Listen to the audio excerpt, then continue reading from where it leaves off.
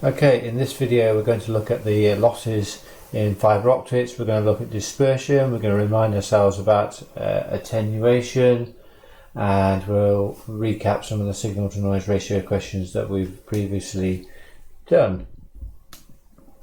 So as we've seen before, as we send a signal, then whether it be around the copper or through the airways, then it's going to subject to some sort of attenuation. So what we actually then get out, if we ignore any interference or any noise, then the amplitude of the signal will be affected, and it may be even or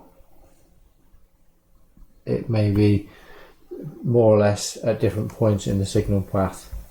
Okay, so for attenuation, where we're going to lose some of that energy, well, we could lose some energy within the core, in the cladding, and then some leakage of light maybe between some of the connections. Okay, another reason why we might need our repeaters is because of scattering, so that energy that's not absorbed but it's diverted.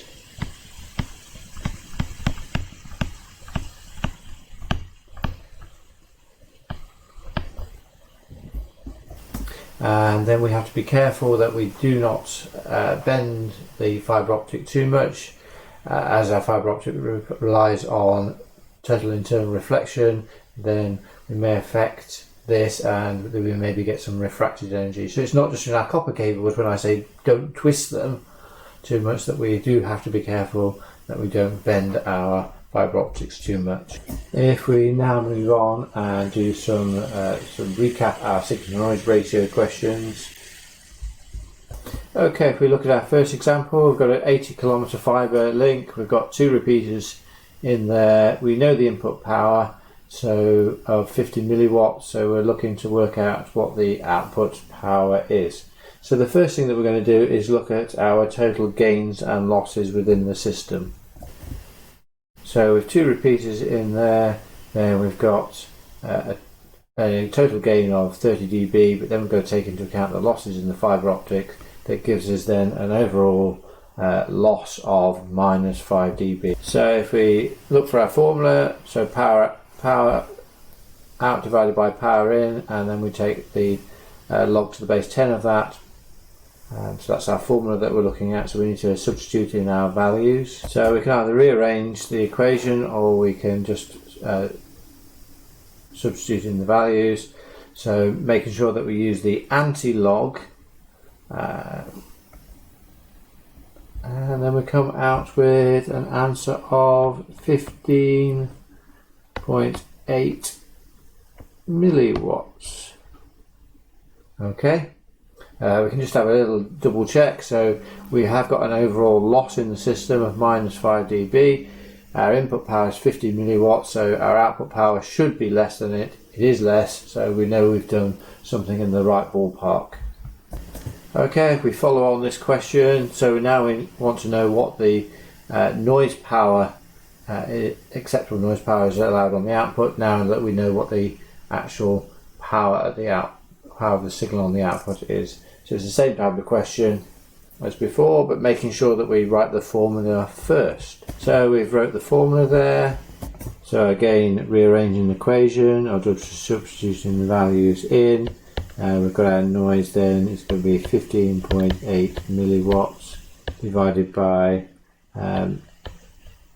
the anti-log of 3, gives us a noise figure of 15.8 microwatts.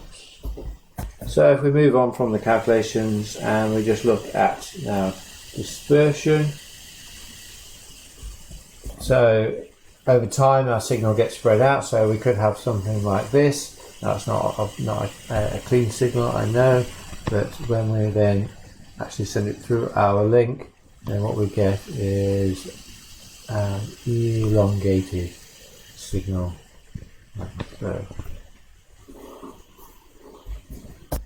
So it also limits the bit rate, so how long we can have pulses lasting for, because if we had something like this with 101, then what that could then result in is both of those pulses merging into one, over time. So that one there becomes that, and then that one merges into that. So what have we got? Have we just got, you know, is that just 1 1 1, or we just don't know what it is. So what causes it? So in this last bit we're going to look at modal and chromatic dispersion. So first of all, modal dispersion. So our modal dispersion, if we use thick multi-mode fibre, then we're going to have different light beams going down there, travelling different routes, and what could happen is they could recombine to create altered, widened pulses or cancelled pulses out. So if we try and illustrate this, we've got an input pulse, then some of that could bounce down our fibre like so.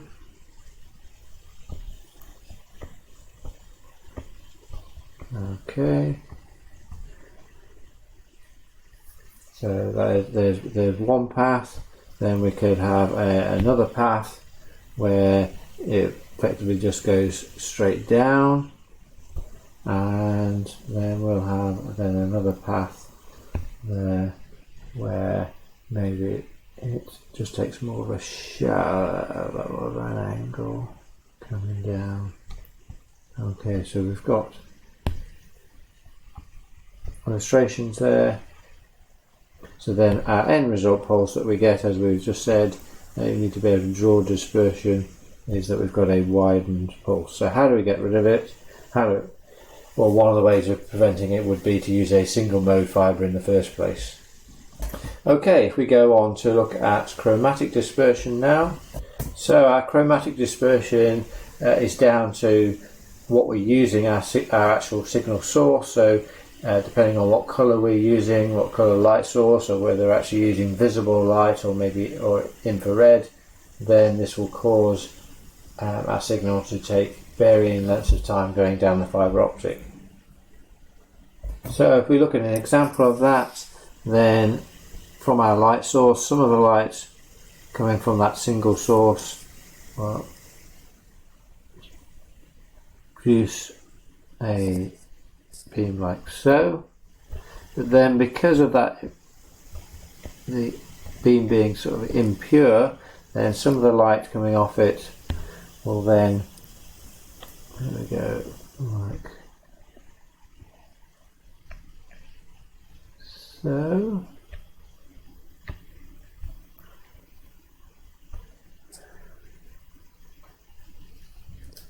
And we'll just draw one more on there. So therefore then some will again go even further down like so and like so. So therefore then at the end result is we get all of these pulses arriving. So we've got that one coming in, and then we've got maybe this one coming in after, and then finally we've got this pulse coming in slightly after.